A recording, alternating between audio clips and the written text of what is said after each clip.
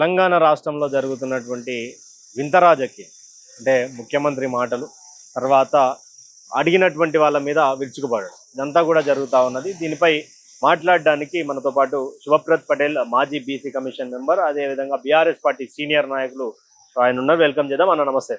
నమస్తే. అంటే ఏంటి అన్ని రాష్ట్రాల కంటే కొంత తెలంగాణ రాష్ట్రంలో వింత రాజకీయం నడుస్తూ ఉన్నది. మాటల పోరు, విచిత్రమైనటువంటి మాటలు అంతా ముఖ్యమంత్రి నుంచి వస్తా ఉన్నాయి, ప్రతిపక్షాల నుంచి అదే ఎదురుదాడి జరుగుతూ ఉన్నది. ఎలా చూడొచ్చు దీన్ని? ఈరోజు విషయం ఏంటంటే తెలంగాణ సమాజం అంతా కూడా చీదరించుకునే విధంగా ముఖ్యమంత్రి గారి వ్యవహార శైలి ఉంది. ఎందుకంటే ఆయన రెండు రకాలుగా మాట్లాడతాడు. చాలా సందర్భంలో అపరిచితుడు సినిమాలో మనం రాము రేము అన్నట్టు ఆయన అప్పుడే ఒక వేదిక మీద ఏం చెప్తాడు, జెన్జీ ఉద్యమం దేశమంతా జరుగుతుంటే జెన్జీ ఉద్యమం జరుగుతుంది, యువకుల రాజకీయంగా అంటే ఎమ్మెల్యేగా పోటీ చేసేటటువంటి అర్హత కావచ్చు, ఎంపీ దాన్ని తగ్గించాలి, 25 నుండి 21 ఏళ్ళకి తీసుకురావాలి, జెన్జీలకు అవకాశం కలిగించాలి అని ఒక సైడ్ ఒక వాదన చెప్తాడు. ఇంకో వాదన చూసుకుంటే ఈ ప్రతి సంవత్సరం ఇంజనీరింగ్ స్టూడెంట్స్ దాదాపు 1,10,000 మంది బయటకు వస్తున్నారు, పట్టాలు పొందుకొని వాళ్ళ కనీసం పేపర్ ఒక తెల్ల పేపర్ ఇచ్చి వాళ్ళ అప్లికేషన్ వాళ్ళు రాయలేని పరిస్థితి ఉన్నదని చెప్పేసి ఇంకో వైపు నా క్రిమినల్ వేస్ట్ అని చెప్పేసి ఇంజనీరింగ్ విద్యార్థులను అందరూ కూడా అవమానపరిచినట్టు, ఇంజనీరింగ్ గ్రాడ్యుయేట్స్ అందరూ కూడా అవమానపరిచినట్టుగా మాట్లాడుతున్నాడు. ఇది సభ్య సమాజం కావచ్చు, ఇంజనీర్ గ్రాడ్యుయేట్స్ కావచ్చు, ఇంజనీర్స్ లేనిది ఈరోజు ప్రతి ఒక్క దాంట్లో ఇంజనీర్స్ లేనటువంటి అంశం ఉండదు. ప్రతి నిర్మాణంలో ఇంజనీర్స్ ఉంటారు ప్రతి దాంట్లో. అట్లాంటిది ఆయన చాలా హీనంగా మాట్లాడి, ఎవరన్నా ఆయన దగ్గరికి వచ్చిండొచ్చు, ఆయన బంధువులకు రాకపోవచ్చు, ఇంజనీరింగ్ చదువుకున్నటువంటి ఆయన బంధువులకు ఆయన దగ్గర రికమెండేషన్ వచ్చినటువంటి వాళ్ళకు రాయనికి రాలేకపోవచ్చు, అందుకే వాళ్ళకు ఉద్యోగాలు రాక రికమెండేషన్ కోసం నీ దగ్గరికి వచ్చారు తప్ప ఎవరైతే నిజమైనటువంటి గ్రాడ్యుయేట్స్ ఉన్నారో ప్రతి కుటుంబంలో ఇంజనీర్స్ ఉన్నారు. నా కుటుంబంలో కూడా ఉన్నారు, మంచిగా 5 అంకెల జీతాలు తీసుకుంటున్నటువంటి వాళ్ళు ఉన్నారు చాలా మంది. ఈరోజు ఇంజనీర్స్, ఐటీ ఇంజనీర్స్ కావచ్చు, చాలా మంది ఈరోజు లక్షల్లో జీతాలు ఆర్జిస్తున్నటువంటి వాళ్ళు ఉన్నారు. ఐటీ ఎక్స్పోర్ట్స్ కూడా ఈరోజు దేశంలో అగ్రమాన్యంగా తెలంగాణ ఉందంటే ఇక్కడ మంచి నాణ్యమైనటువంటి ఇంజనీర్స్ ఇక్కడనే కాదు, అమెరికాలో కూడా పోయి చూసుకుంటే మొత్తం భారతదేశం కావచ్చు, తెలంగాణ నుండి కావచ్చు, ఐటీకి సంబంధించి ఇంజనీర్స్ కూడా మంచి గ్రాడ్యుయేట్స్ అంతా కూడా అక్కడ అమెరికాలో స్థిరపడుతున్నది మనం చూస్తున్నాం. కాబట్టి ఇంజనీర్స్ని మనోభావాలు దెబ్బతీసే విధంగా చాలా హీనంగా రేవంత్ రెడ్డి గారు మాట్లాడిండు. దానికి మొదటిగా క్షమాపణ చెప్పాలి, ఇంజనీర్ గ్రాడ్యుయేట్స్ అందరు కూడా క్షమాపణ చెప్పాలి. సమాజానికి కూడా ఈరోజు నిరుద్యోగులు ఎవరన్నా ఈ ఉద్యోగాలు ఎందుకు ఇస్తలేవు, నువ్వు ఇచ్చినటువంటి మాటనే కదా, నువ్వు ఒక సంవత్సరంలో గెలిచిన సంవత్సరంలో 2 లక్షల ఉద్యోగాలు ఇస్తా అని చెప్పినావు. అదేవిధంగా నిరుద్యోగులకు నిరుద్యోగ వృత్తి ఇస్తా అన్నావు. ప్రతి విద్యార్థికి 5 లక్షల విద్యా భరోసా కార్డు ఇస్తా అన్నావు. అదేవిధంగా ఎస్సీ ఎస్టీ విద్యార్థులు ఎవరైతే 10th పాస్ అవుతారో వాళ్ళకు 10,000, అదేవిధంగా ఇంటర్ వాళ్ళకు 15,000, డిగ్రీ పాస్ అయితే 25,000, పీజీ చదివితే ఇట్లా 1,00,000, పిహెచ్డి చేస్తే 5 లక్షలు అని చెప్పినావు కదా. నువ్వు చెప్పినటువంటి దాంట్లో ప్రశ్నిస్తున్నావు. ఈరోజు నిరుద్యోగ యువత ప్రశ్నిస్తుంది. నువ్వు ఏదైతే అశోక్ నగర్ చౌరస్తాలో 2 లక్షల ఉద్యోగాలు ఇస్తానని రాహుల్ గాంధీని తీసుకుపోయి అక్కడ ఛాయ్ దాపి నిరుద్యోగుల ముందర మాట్లాడించినావో అదే నిరుద్యోగులు నేను ప్రశ్నిస్తున్నారు, ఎక్కడ పోయినాయి 2 లక్షల ఉద్యోగాలని ప్రశ్నిస్తున్నారు. అంటే ఇప్పుడు ఈరోజు ఆయన మాటలకు కారణం, ఈరోజు ప్రభుత్వ వైఫల్యాలకు కారణం, 6 గ్యారెంటీలు రాకపోవడానికి కారణం, వానలు రాకపోవడానికి కారణం బీఆర్ఎస్ఏ, వాళ్ళు క్షుద్ర పూజలు చేస్తున్నారు అని చెప్పి ముఖ్యమంత్రి మాట్లాడుతుండ్రు. ఏంటంటే నిజంగా ఉంటుందా? అంటే ఇవన్నీ ఉంటాయా క్షుద్ర పూజలు? మీరు అన్ని వైఫల్యాలు చెందిపోవాలా, కాంగ్రెస్ పార్టీ బయటపోవాలా, వానలు రావద్దు, తెలంగాణ నాశనం అయిపోవాలని చెప్పేసి క్షుద్ర పూజలు చేస్తారు, తాంత్రిక పూజలు చేస్తారు, బలిలు ఇస్తారు అని చెప్పి మాట్లాడుతుంది కదా. చాలా నవ్వు వస్తుంది ఇవన్నీ కూడా చూస్తుంటే. గతంలో ఎప్పుడో మా తాతల జమానాలో, తండ్రుల జమానా కూడా తాతల జమానాలో ఇలాంటి చాతబడులు బాణామతులు చేసిర్రు, ఆ ఊర్లో ఆయన చాలా డేంజరు, ఆయన చాతబడులు చేశాడు, బాణామతులు చేశాడు అని ఇట్లా ఎప్పుడో తాతల జమానాలో నడిచింది. ఇప్పుడు నవ్వుకుంటారు. ఇది మనం ఏ యుగంలో ఉన్నాం? 21st సెంచరీలో ఉన్నాం మనం. ఈరోజు అంతా టెక్నాలజీ మీద నడుస్తున్నటువంటి ప్రపంచం. అదే చెప్తున్నా కదా, ఈ కాంగ్రెస్ అనేది మూర్ఖపు ఆలోచనతో పోతుంది. అంటే ఒక ఫాల్స్ ప్రాపగండా చేసే ప్రయత్నం చేస్తారు. ఎందుకు? డైవర్షన్. ఈరోజు నీళ్ళని మొత్తం కూడా, గోదావరి నీళ్ళని మొత్తం కూడా అప్పనంగా అక్కడ ఆంధ్రాకి అప్పచెప్పే ప్రయత్నం, గోదావరి కావచ్చు, కృష్ణా కావచ్చు. దీని మీద ఎవరు ప్రశ్నిస్తున్నారు? ప్రతి అంశాన్ని ఇరిగేషన్ శాఖగా మంత్రిగా పనిచేసినటువంటి, గతంలో పనిచేసిన హరీష్ రావు గారు ప్రతి విషయంలో అది గోదావరి బనకచెర్లకు సంబంధించిన విషయం కావచ్చు, గోదావరి నల్లమల్ల ప్రాజెక్ట్ సాగర్కి సంబంధించినటువంటి దాంట్లో ఈ ఏదైతే కాంగ్రెస్ ప్రభుత్వం తెలంగాణ హక్కులకు విఘాతం కలిగిస్తుందో దాని మీద హరీష్ రావు గారు ప్రశ్నలు లేవెత్తు.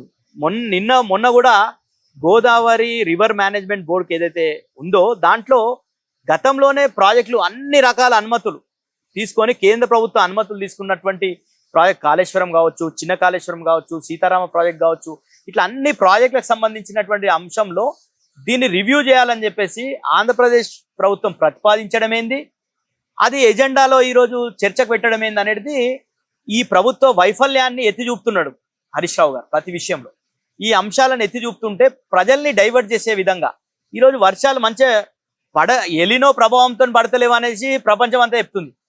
నువ్వు మూర్ఖంగా ఈరోజు శుద్ర పూజలు అని చెప్పేసి ఈరోజు నువ్వు దేవుని నమ్మకపోవచ్చు, అద్దంకి దయాకర్ కావచ్చు, ఇంకెవరైనా కావచ్చు, మహేష్ కుమార్ గౌడ్ గారు. దేవుని నమ్మేటటువంటి వాళ్ళు తప్పకుండా దేవుని దగ్గరికి పోతారు, పూజలు చేస్తారు, అది వ్యక్తిగతం. దాన్ని తీసుకొని వచ్చి శుద్ర పూజలని, తాంత్రిక పూజలని, వీళ్ళు ఎంత విచిత్రమైన వాదనలు చేస్తున్నారు. కాబట్టే కాంగ్రెస్ అనేది తెలంగాణలో ఖతమైపోయింది. కాంగ్రెస్ని ప్రజలు కాంగ్రెస్ వైపే చూసే పరిస్థితి లేదు. అంటే ఇప్పుడు మీరేమో కాంగ్రెస్ ఖతం అయిపోయిందని అంటున్నారు, 2034 వరకు మేమే అని అలా అంటున్నారు. మీరు లీగల్ నోటీసులు పంపించినంత మాత్రాన భయపడను రా సన్నాసులారా, నేను మాట మీద నిలబడున్నా, నేను మాట మీదనే పండుకుంటా, మాట మీదనే దొర్లుతా అని చెప్పేసి అద్దంకి దయాకర్ అంటుండు. మరి ఎట్లా సరిగో ఆయన ఎక్కడ పోయిండు? అమెరికా దేశంలో ఉన్నాడు. ఇప్పుడు అమెరికాలో ఉండి నువ్వు పూర్తిగా ఎప్పుడో తాతల జమానాల ముచ్చట్లు మాట్లాడితే అక్కడ అమెరికా అంత నవ్వుకుంటారు. ఇది ఎంత ఘోరంగా శుద్ర పూజలు ఏంది, యాంత్రిక పూజలు ఏంది, నువ్వేంది అసలు అద్దంకి దయాకర్, నువ్వు మైండ్ సెట్ నీకు దొబ్బిందని ప్రజలు భావిస్తుంది, తెలంగాణ సమాజం భావిస్తుంది. ఈయన బాబు పిచ్చి ప్రశ్నలు. గతంలో నిరుద్యోగుల దగ్గరకు వచ్చి చాలా హామీలు ఇచ్చింది ఈ అద్దంకి దయాకరు. అది అడుగుతున్నారు నిరుద్యోగులు. ఎక్కడ పోయినావా అద్దంకి దయాకర్? నువ్వు లైబ్రరీ చుట్టూ తిరిగినావు కదా, ఆ లైబ్రరీ దగ్గరికి రా, సిటీ సెంట్రల్ లైబ్రరీకి వస్తావా, అశోక్ నగర్కి వస్తావా, నిరుద్యోగుల దగ్గరికి వచ్చి మాట్లాడు. నువ్వు నీ ప్రభుత్వంలో ఒక ప్రతినిధి ఉన్నావు, నువ్వు దాని మీద మాట్లాడు, నీ ప్రభుత్వం ఇచ్చిన హామీల గురించి మాట్లాడు. అది శాత కాదు నీకు. నువ్వు అది మాట్లాడకుండా వచ్చి శుద్ర పూజలని, ఇంకో పూజలని, నువ్వు ఏమన్నా సంస్కారం ఉన్నోడు, ఒక విఘ్నుడు, చదువుకున్న వ్యక్తి మాటలేనా ఇవన్నీ? ఒక చదువుకున్న వ్యక్తి ఈ రకంగా మాట్లాడొచ్చా? నువ్వు అది కూడా అమెరికా నుండి మాట్లాడుతున్నాడు. అంటే ఈయన స్థాయి, అసలు ఈయన బ్యాలెన్స్ కోల్పోయిందని సమాజం భావిస్తుంది. అంటే ఇప్పుడు జరగలేదంటారా? మరి హరీష్ రావు ఎందుకు పోయిండు, శివమొగ్గకి ఎందుకు పోయిండు, అసలు ఏమైందా సార్? నేను ఏడికన్నా పోతాను సార్, నేను పూజ చేసుకుంటా, దేవుడు ఏడు ఉంటే ఆడ పోతా. గుళ్ళలని తాంత్రిక పూజలు బలంగా చేస్తారు అంటుండు సార్. ఇప్పుడు ఆయన పిచ్చి వాదనలకు నేను సమాధానం చెప్పలేను, కానీ విషయం ఏంటంటే శివమొగ్గకు పోయినా, తిరుపతికి పోయినా, ఇంకో దగ్గరికి పోయినా అది నా వ్యక్తిగతం. నేను దేవుని మీద నమ్మకంతో పోయినా. నీలాక డ్రామాలు చేయడానికైతే ఓళ్ళే దేవుళ్ళ దగ్గరికి. నువ్వేం చేసినావో తెలుసు, సమాజం అంతా కూడా తెలుస్తుంది, నువ్వు ఏం మాట్లాడతావో తెలుసు. నీ ఒక మంత్రి మీద ఏం మాట్లాడినావు నువ్వు, ఆ రకంగానే నువ్వు ఏడు ఉండాల్సినవి ఏడున్నావు నువ్వు. సమాజం నీ మాటలే నీకు చేటు చేస్తున్నాయి. సమాజం అంతా కూడా చీదరించుకుంటున్నది. దయాకర్ గారు, మీ మీద కొంత రెస్పెక్ట్ ఉండే, మాకు తెలంగాణ ఉద్యమంలో ఉన్నవనే వ్యక్తిగా రెస్పెక్ట్ ఉండే. మేము విరోచితంగా పోరాడినాం, నువ్వు మైక్ల కాడు ఉన్నావు, కానీ మేము కొట్లాడినాం, మేము కేసులు పెట్టుకున్నాం, జైల్లోకి పోయినాం మేము ఉద్యమంలో. నువ్వేం చేసినావో అందరికి సమాజానికి తెలుసు, కానీ నీకు మీద ఉన్నటువంటి కొద్ది రెస్పెక్ట్ కూడా కోల్పోతున్నావు అనేది సమాజం, తెలంగాణ సమాజం యాక్సెప్ట్ చేయదు ఇట్లాంటి. నువ్వు నీకు ఎమ్మెల్సీ పదవి కేవలం ఎట్లా అంటే అట్లా రఫ్గా నీ ఏదో అడ్డు పెట్టుకొని మాట్లాడుతున్నావు. హీనంగా వల్గర్గా మాట్లాడితే సమాజం హర్షించదు. నువ్వు ఒక విఘ్నుల్లాగా మాట్లాడు, నువ్వు కన్స్ట్రక్టివ్గా నువ్వు నీ ప్రభుత్వానికి సూచనలు చేయి. ప్రభుత్వం ఏ రకంగా ఫెయిల్ అవుతుంది, ఎందుకు ఫెయిల్ అవుతుంది, దీని మీద అధ్యయనం చేసి నువ్వు ప్రభుత్వానికి సూచనలు చేయి. ప్రభుత్వంలో ఉన్నావు నువ్వు ఈరోజు ప్రతినిధిగా, నువ్వు సూచనలు చేయి. నువ్వు ఆ రకంగా ఉండాలి తప్ప నువ్వు ఎమ్మెల్సీ కాగానే ఓన్లీ వీళ్ళిద్దరు ఎమ్మెల్సీలను ఇడిచిపెట్టిండు, ఒకరు అద్దంకి దయాకరు, బల్మూరు వెంకటు, వీళ్ళు మొత్తం కూడా తిట్టడం, ఈ ఒకటే లక్ష్యంగా పెట్టుకోరు. ఈరోజు అధికారంలో మేమున్నామా? అధికారంలో హరీష్ రావు గారు ఉన్నారా, కేటీఆర్ గారు ఉన్నారా? ఎవరిని ప్రశ్నించాలి? నువ్వు నీకు శాతగాక, నువ్వు నీళ్ళు ఎత్తిపోయాక, ఆడ కన్నెపల్లి పంప్ హౌస్ స్టార్ట్ చేయలేక, ఇప్పటి కూడా నువ్వు ఆడ 7 మోటార్లు, కేవలం 5 మోటార్లతోనే నువ్వు చేస్తున్నావు. లిఫ్ట్ చేయి, నువ్వు వాటర్ లిఫ్ట్ చేయి. ఈరోజు ఎలినో ప్రభావం ఉంది అంటున్నారు, వర్షాలు పడాయి అంటున్నారు, వాతావరణ హెచ్చరికలు ఉన్నాయి కదా. ఈరోజు మేము చెప్పుడు జ్యోతిష్యం చెప్తలే, మేము వాతావరణ శాఖ చెప్తున్న పరిస్థితులకు అనుకూలంగా నీళ్ళు ఎత్తిపోసి కాపాడు పోయి రైతులను కాపాడు తెలంగాణ రైతులని అని చెప్పి అడుగుతున్నాం. దాన్ని చాతగాక చావలేక ఏమి సబ్జెక్ట్ లేక ఈ డైవర్షన్ పాలిటిక్స్ లో భాగంగా వీళ్ళు మాట్లాడుతున్నారు. అది సమాజం అంతా చీదరించుకుంటున్నది, అసహించుకుంటున్నారు. మీ ఎమ్మెల్యే పనితీరు ఎట్లుందన్న 2.5 సంవత్సరాల మీ నియోజకవర్గ డెవలప్మెంట్? తెలంగాణలో కాంగ్రెస్ పార్టీ విస్తృతంగా డెవలప్, ఇందిరమ్మ ఇండ్లు ఇస్తుంది, రైతు భరోసా ఇచ్చింది, రైతు రుణమాఫీ అంటుంది. అంటే ఎట్లుంది మీ నియోజకవర్గం ఎట్లుంది మరి? ఈరోజు వాస్తవానికి మాది వికారాబాద్ జిల్లా. మా జిల్లా నుండి మా దరిద్రం ఏంటంటే, ఈరోజు మా జిల్లా నేను ముఖ్యమంత్రిని అయితా అని చెప్పుకున్నటువంటి రేవంత్ రెడ్డి 4కి 4 కాంగ్రెస్ పార్టీ గెలిచింది. వికారాబాద్, తాండూర్, పరిగి, అదేవిధంగా కొడంగల్, 4 నియోజకవర్గాలు 4 నియోజకవర్గాలు కాంగ్రెస్ పార్టీ గెలిచింది. ఈరోజు ఎంత దరిద్రమైన పాలనలో ఈరోజు వికారాబాద్ జిల్లా ఉందంటే, ఈరోజు కేవలం ఆయన ముఖ్యమంత్రి కేవలం కొడంగల్ నియోజకవర్గానికి మాత్రమే ముఖ్యమంత్రిగా వ్యవహరిస్తున్నాడు. ఏది వచ్చినా ఎడ్యుకేషన్ హబ్ అంటాడు, తీసుకుపోయి కొడంగల్లో పెట్టుకుంటాడు. వాస్తవానికి వికారాబాద్ అనేది ఎడ్యుకేషన్ హబ్. గతం నుండి కూడా మా దగ్గర ఎయిడెడ్ కాలేజ్ ఉండే, ఎస్ఏపి కాలేజ్ అని. అక్కడనే మొత్తం ఇక్కడ మహబూబ్నగర్ జిల్లా నుండి కావచ్చు, మెదక్ జిల్లా నుండి కావచ్చు, చాలా మంది దాదాపు 3000 సంఖ్యలో విద్యార్థులు అక్కడ చదువుకునేటటువంటి వాళ్ళు. దాన్ని ఎయిడెడ్ హోదా పోయింది గతంలోనే. ఇప్పుడు నువ్వు ఒక గ్రామీణ విశ్వవిద్యాలయం తీసుకురావాలని తెలంగాణ ఉద్యమం నుండి డిమాండ్ ఉంది. కేసీఆర్ గారు మెడికల్ కాలేజ్ పెట్టిండు వికారాబాద్ లో. కేసీఆర్ గారు నీకు అదే విధంగా కలెక్టరేట్ తెచ్చిండ్రు వికారాబాద్ కి. ఇట్లా రకరకాలుగా కేసీఆర్ గారు ప్రయత్నం చేసిండు. నువ్వేం చేస్తావు? ముఖ్యమంత్రిగా ఉన్నావు కదా, ఒక్క రోజన్నా ఈ వికారాబాద్ కావచ్చు, తాండూరు మీద రివ్యూ చేసిందా? మొన్న ఎంత సిగ్గు అవుతుంది అంటే, మా నియోజకవర్గాలకు సంబంధించినటువంటి ఎమ్మెల్యేలు పోయి కొడంగల్ నియోజకవర్గ రివ్యూ మీటింగ్ లో కూర్చున్నాడు సిగ్గు లేకుండా.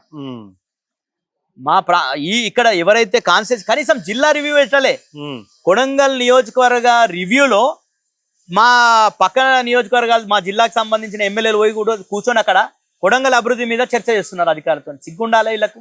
వీళ్ళ కాన్స్టిట్యూన్సీలో ఏం డెవలప్ అవుతుంది? అసలు నువ్వు ఏమన్నా అభివృద్ధి పనులు చేస్తున్నావా? అది చేయకుండా నియోజకవర్గాల అభివృద్ధిని పక్కకు పెట్టేసి వాళ్ళు ఇచ్చినటువంటి గ్యారెంటీలు ఎక్కడ అమలు చేయకుండా కేవలం ఆయన కొడంగల్కే ముఖ్యమంత్రిగా వివరిస్తున్నాడు. దాంట్లో కూడా ఆయన ఇంట్రెస్ట్ ఉన్నటువంటి హకీంపేట అని ఎడ్యుకేషన్ లబ్ అని పెట్టుకోండు. ఇంకో దగ్గర ఇండస్ట్రియల్, అక్కడ చుట్టూ భూములు కొనేసి ఆడ ఇండస్ట్రియల్ జోన్ అని. కొడంగల్లో ప్రాపర్లు ఉన్నటువంటి వాళ్ళు కూడా మా హెడ్ క్వార్టర్ అభివృద్ధి చెందలేదు, మా హెడ్ క్వార్టర్లో కదా ఈ విద్యా కేంద్రం పెట్టాల్సిందని కొడంగల్లో బంద్ పెట్టిరు. ఈయన హకీంపేటలో ఫౌండేషన్ వేస్తా అంటే కొడంగల్లో బంద్ నిర్వహించారు వ్యాపారస్తులు అందరు కూడా. అంటే ఇప్పుడు ఫైనల్ గా తెలంగాణను ఫ్యూచర్ సిటీ చేసి దానికి సంబంధించినటువంటి ఇప్పటికే ఒక రూపకల్పన జరుగుతూ ఉంది. హైదరాబాదు తెలంగాణ ఇప్పటికి ఎన్నడూ లేనటువంటి విధంగా రియల్ ఎస్టేట్ రంగం పుంజుకుంది. మొత్తం అసలు ఎక్కడ చూసినా అసలు అమ్ముడు కొనుడు అసలు ఎంత జరుగుతుంది. బీఆర్ఎస్ వాళ్ళు అడ్డుపడుతున్నారు ఫ్యూచర్ సిటీకి. అసలు బీఆర్ఎస్ వాళ్ళు అడ్డుపడకుండా ఒక జీవో తెస్తా నేను అసెంబ్లీలో పాస్ చేపిస్తా అంటాడు. ఈరోజు అది ఫార్మా సిటీ కోసం గతంలో ఈ హైదరాబాద్ లో ఎక్కడైతే బాలానగర్ కావచ్చు, ఐడిబిఎల్ కావచ్చు, ఈ ఏదైతే విస్తరంగా ఎక్కడక్కడ హైదరాబాద్ సిటీలోకి వచ్చేసినాయి అన్ని కూడా పొల్యూషన్ సంబంధించినటువంటి ఇండస్ట్రీలు, ఫార్మాకు సంబంధించిన ఇండస్ట్రీలు మ్యాక్సిమంగా అది జనావాసాల మధ్యలో ఉన్నాయి. కాబట్టి కేసీఆర్ గారు ఇది ఒక ఫార్మా సిటీ పెట్టాలి. అంతర్జాతీయ స్థాయిలో ఈరోజు మనం కరోనా వచ్చినప్పుడు చూసినాం, మన దగ్గర నుండి హైదరాబాద్ లోనే vaccine second largest vaccine production Hyderabad లో జరిగింది. కాబట్టి అట్లా ఫార్మాకి కూడా ఎక్కువ ఇన్వెస్ట్మెంట్స్ వచ్చే అవకాశం ఉంది. కాబట్టి ఫార్మా కోసం దాదాపు ఒక 19,000 సేకరించాలన్నాడు. ఆల్రెడీ 14-15,000 సేకరించాడు. రెడీమేడ్గా ఉన్నటువంటి దాంట్లో ఫార్మా కంపెనీలు రావాలి. ఇక్కడ నుండి హైదరాబాద్ సెంటర్లో ఉన్నటువంటివి ఉన్న ఫార్మాలన్నిటి కూడా పొల్యూషన్ లేకుండా పొల్యూషన్ కంట్రోల్డ్ ఉండే విధంగా ఆడ ఇండస్ట్రీ స్థాపించాలనుకుంటున్నాం ఫార్మా సిటీ. దాన్ని తీసుకుపోయి ఫార్మా సిటీ కాదు ఇది 4th సిటీ అని చెప్పేసి రియల్ ఎస్టేట్ చేస్తాం. కేవలం రియల్ ఎస్టేట్ కోసం అక్కడ అన్ని భూములను అమ్మేసేయాలి. అమ్మేసేసి మొత్తం ఆ దాన్ని మొత్తం కూడా ఢిల్లీకి కొంత సుంకం కడుతున్నాడు, వాళ్ళ బ్రదర్స్ అంతా పంచుకుంటున్నారు. కాబట్టే ఈరోజు ఆ ఫార్మా సిటీకి సంబంధించినటువంటి రైతులంతా కూడా హైకోర్టులో కేసేస్తే ఈ ప్రభుత్వం చెప్పింది మేము ఫార్మా సిటీని రద్దు చేస్తలేమని చెప్తుంది. ఒక సైడ్ ఏమో ఫ్యూచర్ సిటీ అంటున్నారు.